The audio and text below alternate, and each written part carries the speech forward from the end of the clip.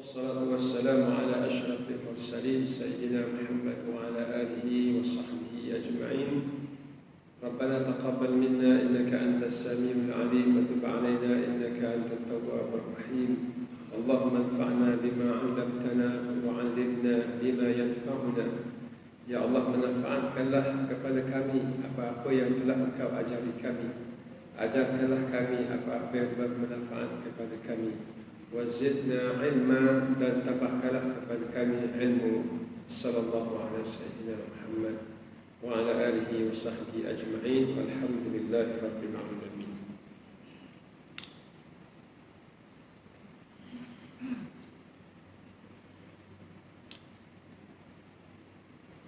Bismillahirrahmanirrahim. Alhamdulillahi rabbil alamin. Wal 'aqibatu lil muttaqin wa la 'udwana illa 'alal zalimin.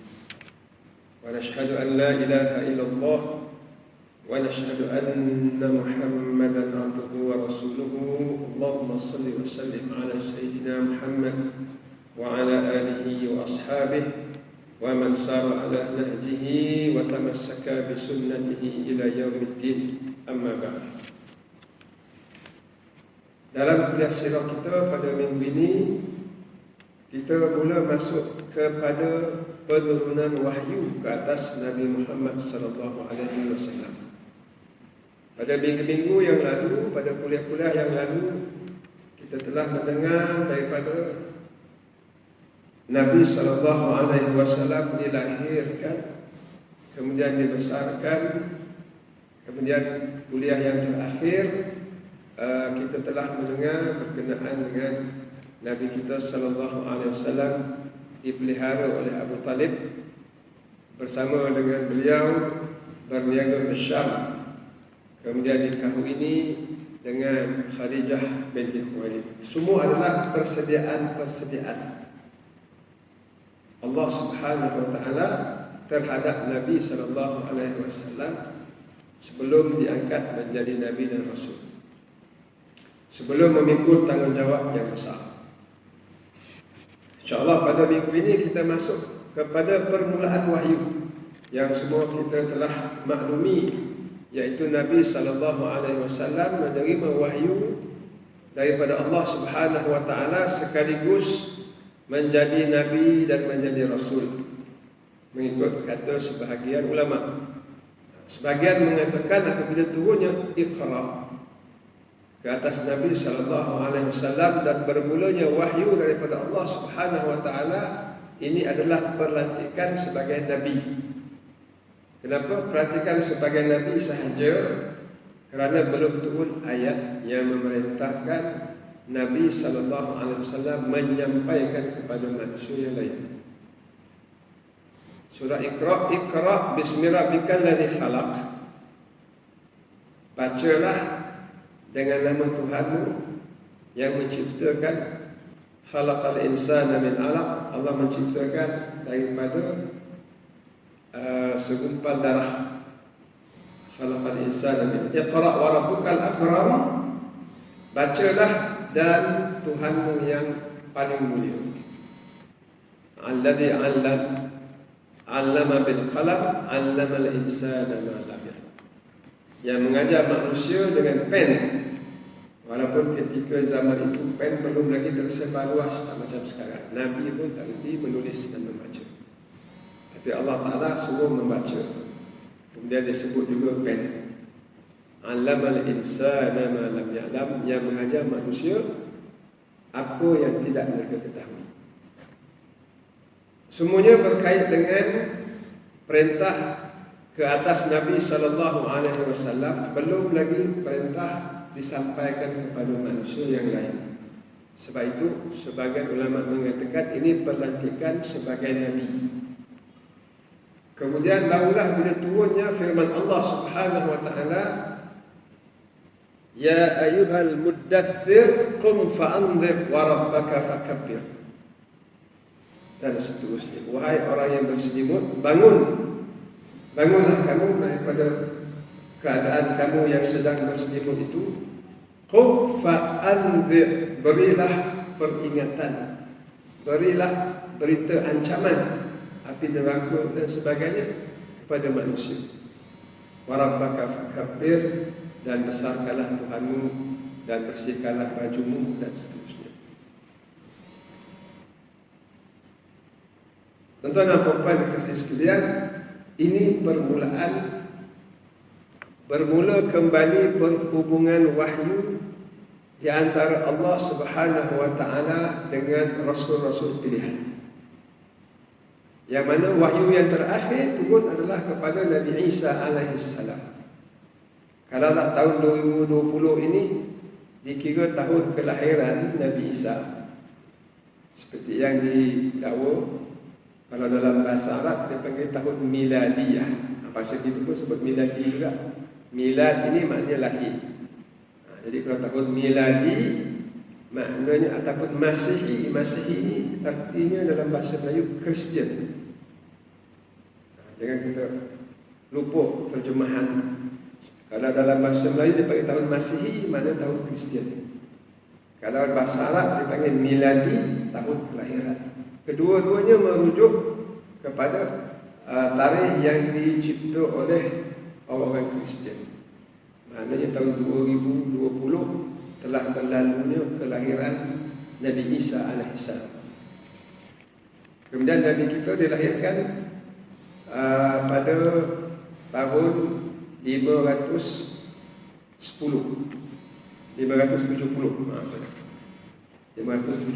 miladi kelahiran. Bermakna lebih kurang 570 tahun selepas kelahiran Nabi Isa alaihissalam. Maknanya tempoh wahyu tidak turun kepada manusia ini selama lebih daripada 500 tahun. Dalam tempoh 500 tahun itu bermacam-macam kejadian berlaku di atas muka bumi ini. Ataupun kita pendekkan ceritanya, manusia mula menjadi kufur, lupa kepada ajaran yang dibawa oleh Nabi Isa alaihissalam dan juga rasul-rasul yang terdahulu. Dan Nabi Isa membawa agama Islam, Nabi Musa membawa agama Islam, Nabi-Nabi yang terdahulu semua membawa agama Islam.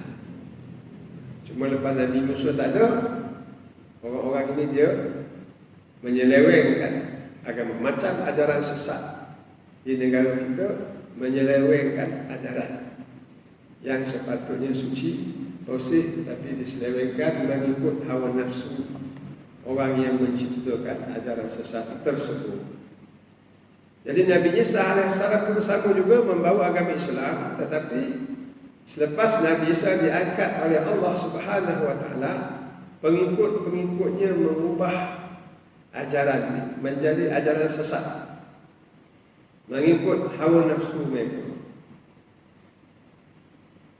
Lalu terjadilah agama yang dinamakan Kristian, merujuk kepada Nabi Isa Christ. Sedangkan Nabi Isa membawa agama Islam, bermakna istislam, tunduk sepenuhnya kepada Allah Subhanahu wa taala.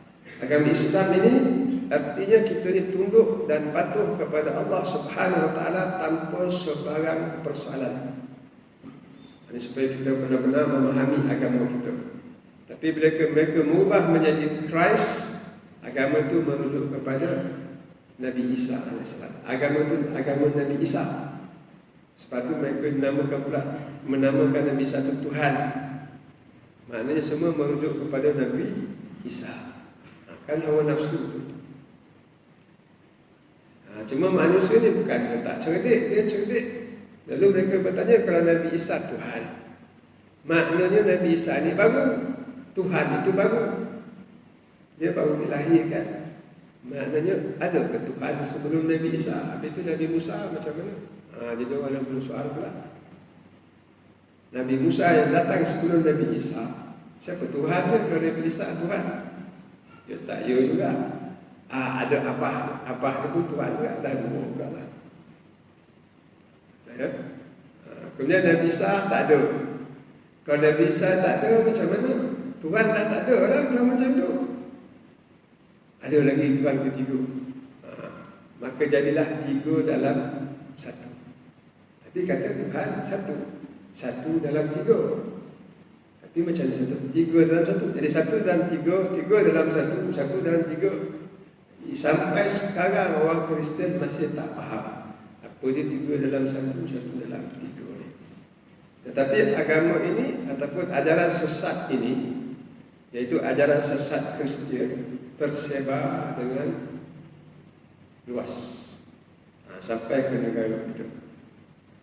Dan tiga dalam satu, satu dalam tiga ni hanya lebih kurang 350 tahun sahaja selepas Nabi Isa diangkat oleh Allah. Tak lama. Ajaran sesat ni kalau nak jadi tak lama. Sebab manusia ni sifatnya bernafsu.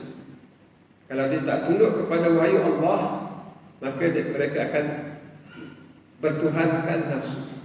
Bila bertuhankan nafsu, dia boleh cipta apa sahaja, lebih-lebih lagi sekiranya mempunyai kuasa dan pengaruh. Kalau siapa yang ada mempunyai kuasa dan pengaruh dan nafsu bertengger menjadi raja dan menjadi Tuhan pada diri dia, lagilah pengaruh di dalam masyarakat itu lebih kuat dan lebih meluas. Dan ini yang berlaku dalam ajaran Kristian. Jadi dunia dalam keadaan gelap. Maka Allah Subhanahu wa taala mengutuskan Nabi Muhammad sallallahu alaihi wasallam pada tahun 610 miladi. Lebih kurang 610 tahun. Lebih kurang 600 tahun selepas zaman Nabi Isa alaihissalam. Turun balik wahyu. Kali yang pertama kepada Nabi Muhammad sallallahu alaihi wasallam baca. Baca Iqra ni maknanya Allah Taala akan menurunkan kembali ilmu yang selama ini telah sesat sepanjang ratusan tahun. Dan ilmu ini dan Al-Quran ini adalah petunjuk akhir zaman. Dan Allah Ta'ala telah menghadkan, menentukan dia akan turunkan Al-Quran ini berperingkat-peringkat selama 23 tahun, takat tu je. Selepas itu, sebelum Nabi wafat, Quran pun sempurna. Kita pendekkan cerita dia. Tahun terakhir apabila Nabi SAW diwafatkan oleh Allah Subhanahu wa taala, turun ayat yang terakhir, al-yawma akmaltu lakum dinakum wa atmamtu 'alaikum ni'mati wa raditu lakumul Islam dinan. Pada hari ini aku telah sempurnakan untuk kamu agama kamu. Dan aku telah cukupkan untuk kamu nikmat aku, dan aku redha Islam menjadi agama kamu. Kamu tu bukan semata-mata Nabi Muhammad sallallahu alaihi wasallam sahaja. Sebab itu ataupun baginda adalah nabi yang terakhir. Quran adalah kitab yang terakhir, yang takkan turun lagi 600 tahun lepas tu, yang takkan turun lagi 1000 tahun lepas tu, yang tak turun lagi 2000 tahun ke 1 juta tahun ke, tak turun lagi dah. Maknanya Al-Quran itu adalah petunjuk sampai hari kiamat. Apa yang terkandung dalam Quran, itulah dia petunjuk daripada Allah Subhanahu wa taala yang mesti kita hidup dengannya dan kita berjuang untuknya. Jadi bermulalah kembali wahyu kepada Rasulullah sallallahu alaihi wasallam. Ini hakikat wahyu ni sangat penting. Maknanya perhubungan petunjuk dan bimbingan dan panduan untuk kita pada hari ini adalah Al-Quran. Kemudian yang menjelaskan Al-Quran juga adalah wahyu, iaitu hadis-hadis Nabi sallallahu alaihi wasallam. Wa anzalna ilaika dzikra litubayyana lin-nasi ma nuzzila ilaihim. Dan kami telah turunkan Al-Quran itu kepada kamu wahai Muhammad, supaya kamu menjelaskan kepada manusia Al-Quran yang diturunkan kepada mereka. Bermakna hadis adalah penjelas kepada Al-Quran. Bila Nabi pun dah tiada, Al-Quran pun dah berhenti, maka dua-dua ini sempurna sebelum ataupun ketika wafatnya Nabi sallallahu alaihi wasallam, dan menjadi petunjuk sampai hari kiamat. kita tidak boleh menerima orang yang berkata mimpi jumpa Nabi, kemudian Nabi bagi satu zikir tambahan. Ini tak boleh. Aku bermimpi ataupun guruku ataupun syekh aku bermimpi jumpa Nabi, dia pergi umrah tahun lepas, dan dia bermimpi Nabi bagi satu zikir kat dia. Mimpi itu, ya, zikir itu penenang jiwa dia, tetapi zikir itu bukan untuk diamalkan. Sebab apa? Kalau ada zikir yang sunat diamalkan, zikir itu telah pun ada di zaman Nabi. Apabila Nabi wafat sahaja, tutup. Itulah dia penghabisan hadis Nabi. Itulah dia penghabisan Quran. Hari ini aku telah sempurnakan untuk kamu agama kamu. Jadi ulama mengatakan siapa yang masih beriktikad selepas tiadanya Nabi, selepas sempurnanya Quran, ada lagi semalam kemarin Nabi bagi satu hadis lain, maka itu bertentangan dengan ayat Al-Quran hari ini, iaitu hari tahun 632 miladi, tahun Nabi lahir, tahun Nabi meninggal, diwafatkan dulu. Maka bertentangan dengan ayat Al-Quran yang mengatakan aku telah sempurnakan agama kamu. Tutup. Maknanya apa yang berlaku sekarang, besok, tahun depan, 10 tahun lagi, 1 tahun, rujuk saja Quran dan hadis yang telah sempurna. Jangan ada yang mendakwa bahawa berjumpa Nabi kemarin dapat lagi satu lagi potongan hadis. Sebab ada tengah-tengah berkursus ke, berkuliah ke, ada yang tahu WhatsApp, Ustaz, zikir ni macam mana Ustaz? Dapat daripada mana ni? Entah, ada orang bagi. Tengok balik. Kita rujuk kepada hadis. Kan tak susah nak rujuk hadis. Semua dalam komputer. Rujuk hadis tak ada. Tak ada dalam hadis. Jawapan kita, dia tak ada di dalam hadis. Ini mungkin dapat daripada siapa-siapa. Dapat daripada manusia. Kalau dapat daripada manusia, dia bukan daripada wahyu. Wahyu ni Quran dan hadis sahaja. Wahyu ni Quran dan hadis. Al-Quran wahyu, isi kandung pengertian dan lafaz. Lafaz itu wahyu. Hadis pengertian, isi itu wahyu. Tapi lafaznya lafaz manusia. Lafaz Nabi SAW. Wa ma yantiqu 'anil hawa in huwa illa wahyu yuha. Dan Nabi tidak bercakap daripada nafsu dia, in huwa illa wahyu yuha. Tetapi apa yang Nabi cakap itu adalah wahyu yang diwahyukan kepada dia. Dua saja wahyu, Quran dan hadis. Bila tak ada Nabi, tak ada lagi wahyu yang turun berupa Quran ataupun berupa pengertian. Maka yang berlaku selepas itu, selepas tiada dan Nabi, takut daripada hawa nafsu, takut daripada syaitan. Tapi ada yang mendakwa pula kalau mimpi jumpa Nabi, syaitan tidak boleh menyerupai Nabi, seperti mana yang disebut di dalam hadis. Kalau mimpi jumpa Nabi, syaitan tidak boleh menyerupai Nabi. Persoalannya, kita tahu siapa Nabi. Kalau kita mimpi orang handsome, adakah dia Nabi Muhammad ataupun tidak? Ini pun dibincangkan oleh ulama juga. Sebab berlaku di zaman sahabat, tabi'in tidak pernah melihat Nabi, sahabat melihat Nabi. Itu dari segi takrif. Lalu seorang sahabat berkata, aku bermimpi jumpa Nabi. Lalu merujuk kepada sahabat, sebab sahabat yang nampak rupa Nabi. Lalu sahabat bertanya kepada dia, cuba terangkan rupa tu macam mana. Sahabat pun tak terima 100%. Lalu dia kata, aku mimpi rupa macam rupa cucu dia Hasan. Lalu sahabat kata, kalau macam itu betul. Memang cucu Nabi Al-Hasan bin Sayyidina Ali ini ada irih-irih Rasulullah SAW. Tapi kefahaman daripada kisah ini, sahabat bertanya macam mana rupa dia.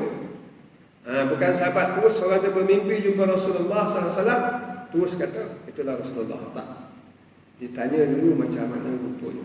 Baik, hari ni kalau orang mendakwa mimpi jumpa Rasulullah SAW, dia tanya kepada Cik Mat, macam mana Cik Mat nak terima ke tidak? Cik Mat pula tanya macam mana Rahman dia, macam mana. Cik Mat pun tak tahu. Macam mana Waman Rasulullah sallallahu alaihi wasallam.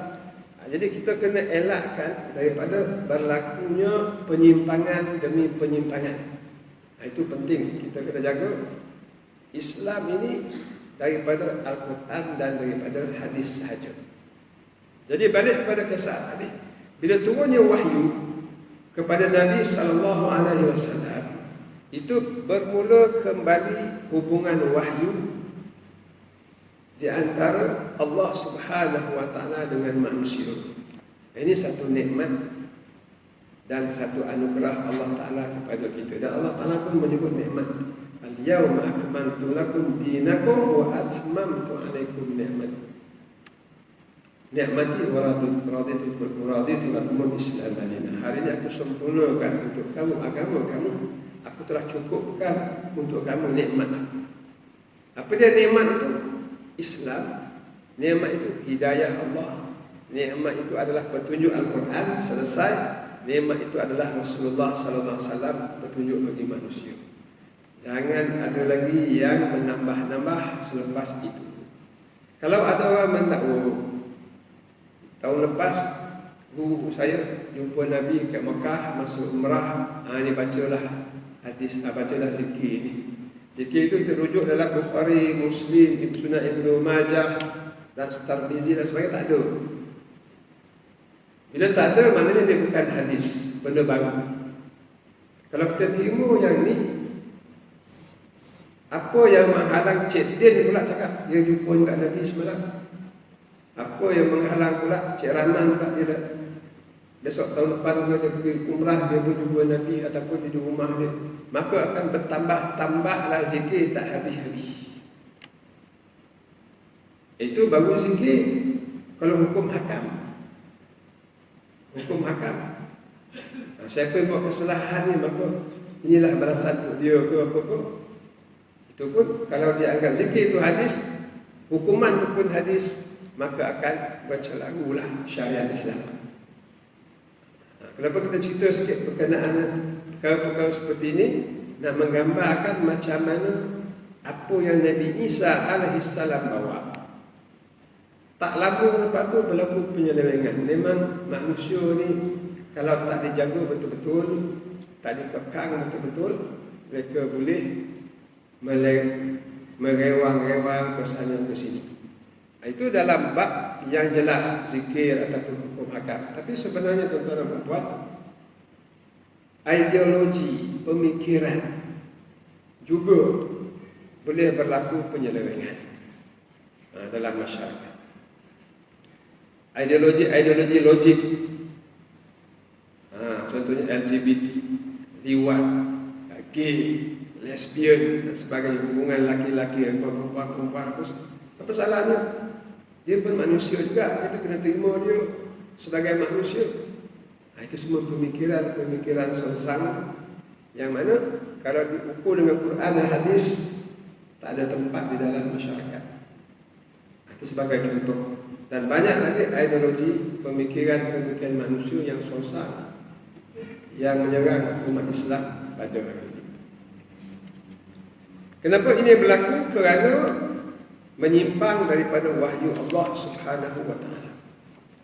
Jadi kita fokus sedikit hari ini sempena turunnya surah Iqra kepada Rasulullah sallallahu alaihi wasallam, bukan semata-mata isi kandungan Iqra bismillahirrahmanirrahim khalaq, tetapi Al-Quran yang turun kepada manusia sebagai petunjuk. Yang ini ramai manusia yang kurang memahami bagaimana nak menerima Al-Quran. Ada yang menerima Al-Quran sebagai tilawah sahaja, baca sahaja, tanpa mengambil pengajaran daripada Al-Quran. Ada manusia yang mengambil Al-Quran ini semata-mata penyelidikan ilmiah, sampai dapat sijil, buat tesis dan sebagainya, setakat itu sahaja. Dapat PhD, dapat pangkat title doktor, selesai. Ada manusia yang mengambil Al-Quran ini hanya sebagai tangkal sahaja, nak menjauhkan daripada syaitan dan peleset. Ini berbagai-bagai ragam manusia. Bukan sahaja hari ini tetapi sepanjang zaman. Mari kita lihat apa sebenarnya cara untuk kita ini menerima Al-Quran. Iaitu dalam kisah ataupun di dalam perbualan di antara tabi'in dan sahabat Nabi Abdullah bin Mas'ud radhiyallahu anhu. Orang tabi'in tidak pernah melihat Nabi.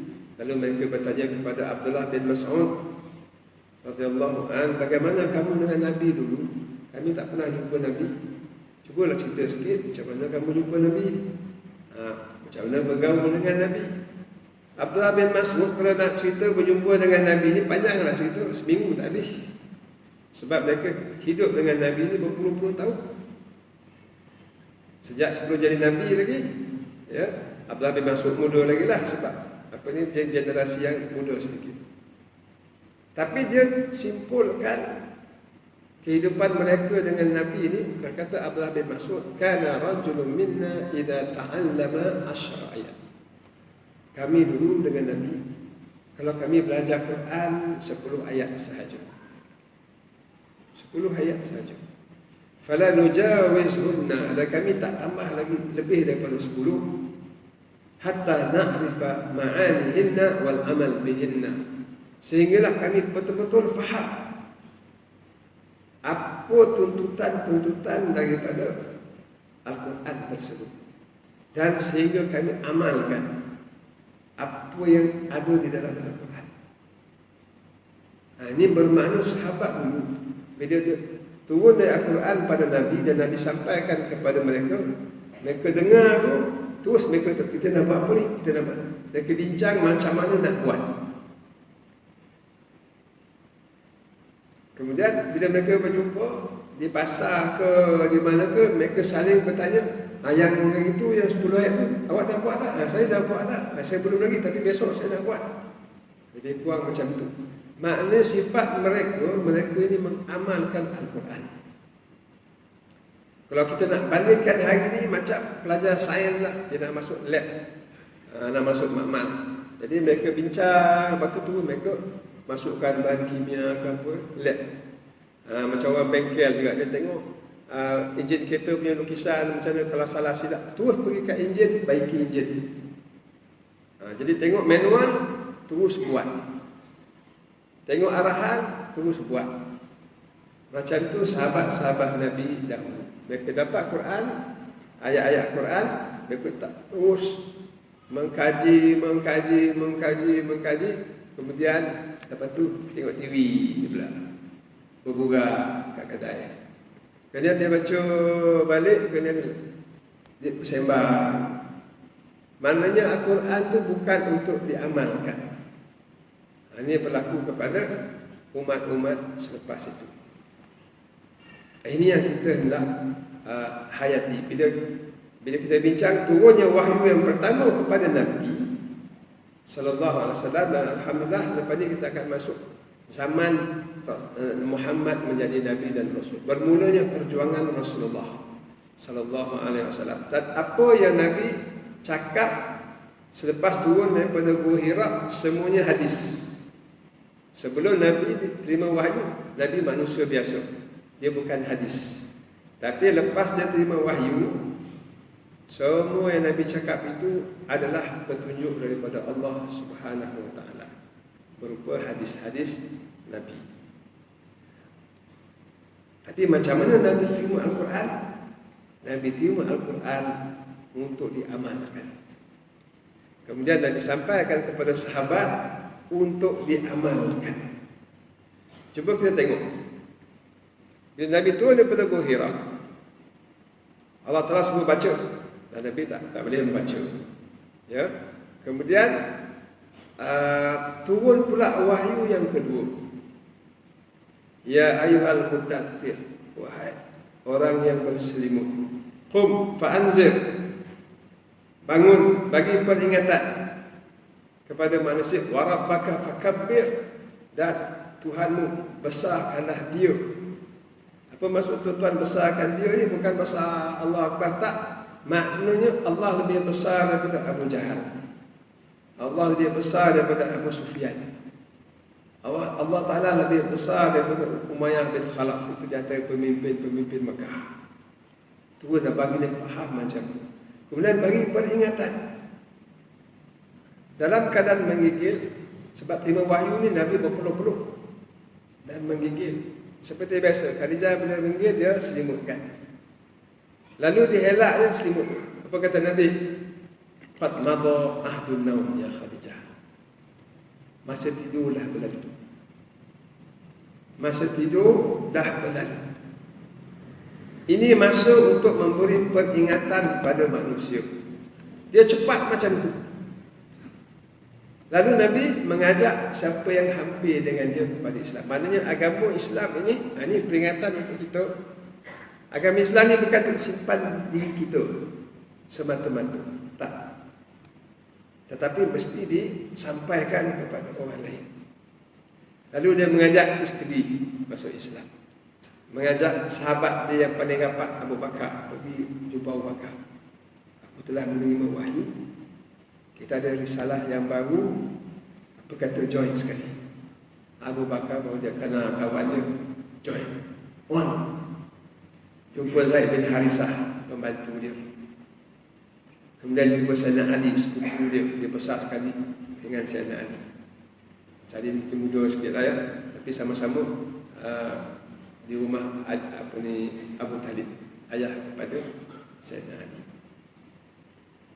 Di sini Nabi SAW terus mengamalkan apa yang Allah Subhanahu Wa Taala tulis di dalam Al-Quran, sampaikan di dalam Al-Quran.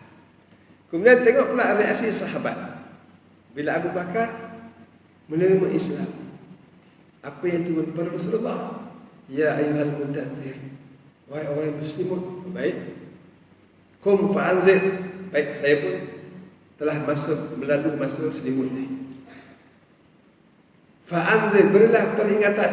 Oh, aku kena bagi peringatan. Lalu Abu Bakar mengajak sahabat-sahabat yang dia kenali. Cuba tengok sahabat yang dia ajak. Osman bin Affan, Zubair bin Awwam, Talha bin Ubaidillah, Sa'ad bin Abi Waqqas, Abdurrahman bin Auf. Ini yang diajak oleh Abu Bakar di permulaan Islam.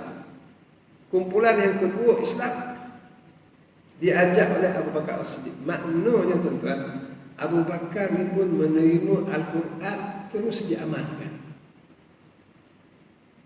Kemudian apa yang mereka buat?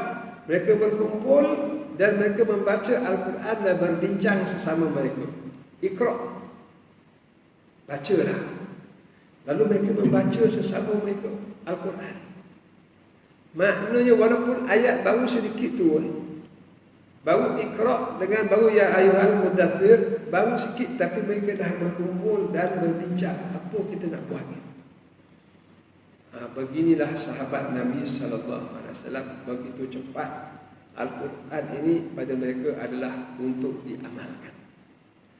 Tapi zaman berubah zaman. Kita lihat umat Islam pada hari ini, dia tengok Quran dekat rak tu, dia tengok. Ya, itu manual. Tapi berapa ramai di kalangan orang Islam yang ambil Quran tu tengok apa yang kita nak buat. Dalam Quran tu bukan 10 ayat lah. 6,000 lebih sekali dah komplit. Bukan nak suruh buat sampai 6,000, tapi sekurang-kurangnya hari ni tengok apa nak buat. Besok apa nak buat. Besok apa nak buat. Ini dia kelemahan umat Islam pada hari ini. Kalaulah umat Islam mengambil Al-Quran ini untuk diamalkan, kita ingat umat Islam tak macam hari ini lah. Mereka akan jadi balik seperti mana sahabat-sahabat Nabi SAW. Sahabat Nabi, pertama mereka berkumpul. Kemudian mereka mengajak sahabat yang lain. Kemudian mereka sama-sama Iqra', membaca Al-Quran dan mengamalkannya. Kemudian mereka menegakkan Islam di Madinah, menegakkan syariat Allah Subhanahu Wa Taala, undang-undang Islam di Madinah. Kemudian akhirnya mereka menjatuhkan kuasa besar dunia, Rom dan Parsi. Rom kalah, Parsi pun kalah. musuh-musuh besar dunia. Walaupun tentera Islam tak sampai bilangan tentera Rom sampai 300,000 orang. Mereka lawan Rom 200,000 di perang Mu'tah. Bilangan mereka 3,000 orang sahaja. 3,000 lawan 200,000 orang. Seorang lawan 80 orang. Tapi disebabkan mereka membaca Quran. Dan mereka tahu dalam Quran kata wa man nasru illa min indillah. Tak ada kemenangan melainkan Allah Taala yang memberi kemenangan. Mana kemenangan bukan kemenangan senjata. Bukan bergantung kepada bilangan tentera. Bukan bergantung kepada bom nuklear ke apa. Allah nak bagi menang. Kalau Allah nak kalahkan, kalah. Jadi mengikut Quran betul-betul, mereka pergi berjihad jalan Allah Subhanahu Wa Taala dan menang. Perang Badar 300 lawan 1,000. 300 tak ada pelengkap apa-apa. Sebab pergi nak pintas rombongan perdagangan, bukan nak perang. Melenggang, sebahagian saja bawa senjata, sebahagian lain melenggang. Jumpa 1,000 tentera. Menang. Kerana apa? Kerana mereka mengamalkan Al-Quran. Lalu Allah Ta'ala menolong mereka.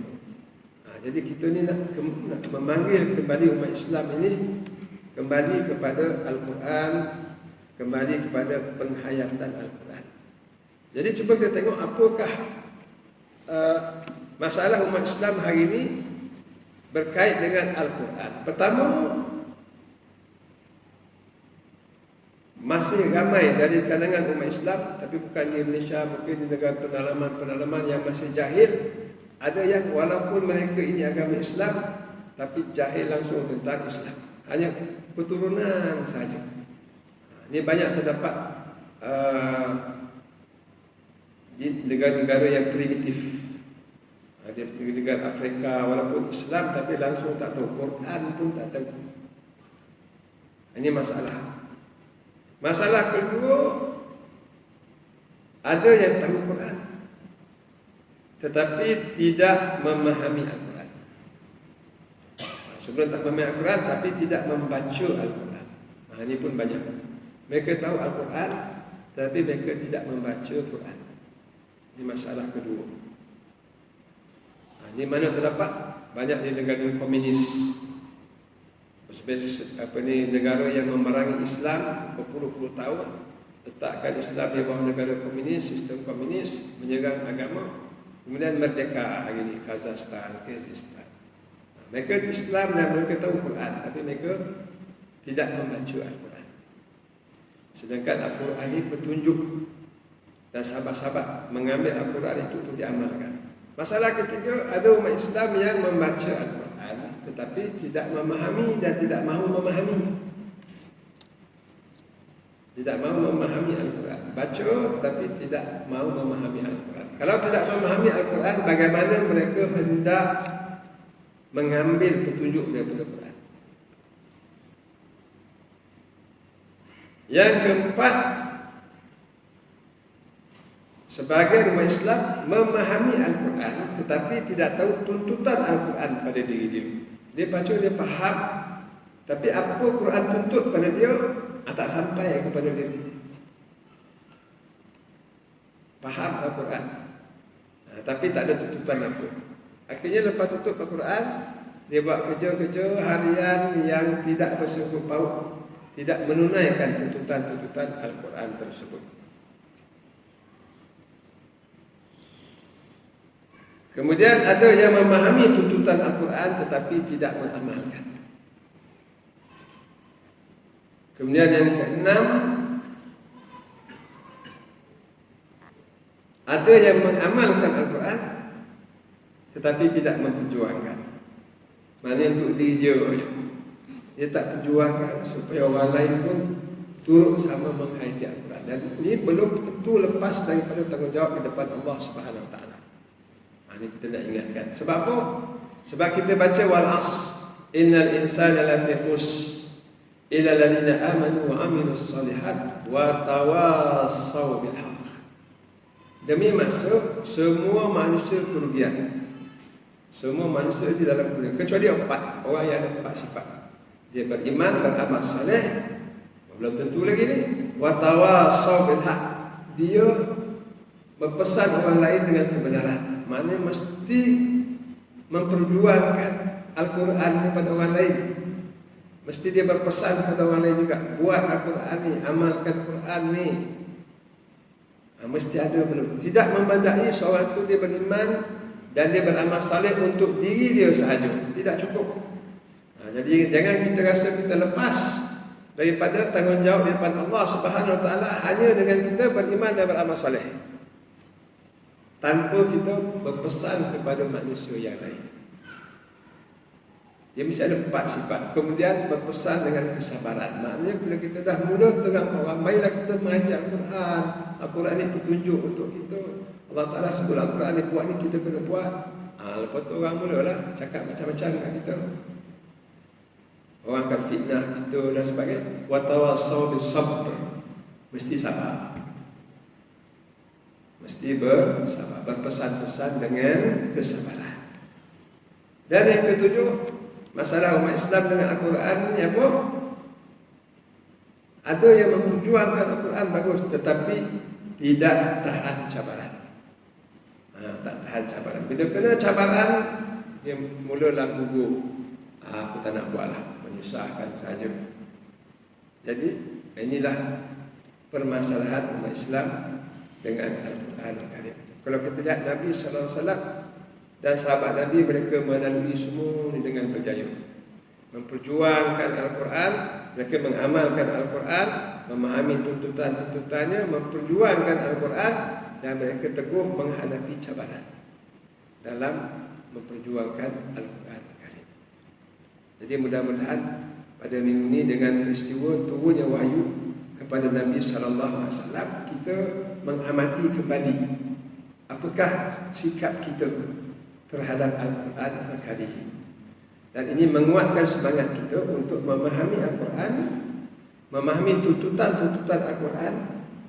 Dan kita dapat memahami tuntutan Al-Quran ini daripada sirah Rasulullah SAW, dan juga kita galakkan diri kita menghadiri sirah kuliah tafsir Quran.